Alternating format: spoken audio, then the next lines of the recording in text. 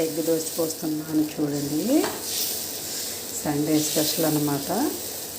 మా పాపకి చాలా ఇష్టం అన్నమాట ఎగ్ దోశ అంటే. ఇప్పుడు లేచింది 10:30కి.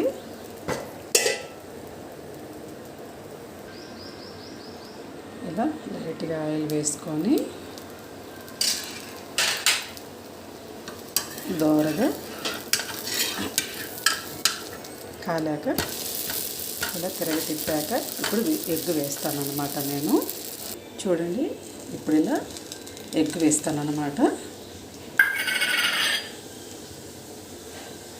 ఇలా అంతా అప్లై చేసుకోవాలి. అప్లై చేసాక ఇలా లైట్గా ఆయిల్ వేసుకోవాలి. ఇప్పుడు ఇలా తిరగేసుకోవాలి. అప్పుడు 2 సైడ్ బాగా కాలుతుంది అన్నమాట. ఇప్పుడు ఇలా మార్చుకొని ఇలా కొబ్బరి కారం వేసి ఎగ్ దోశ రెడీ.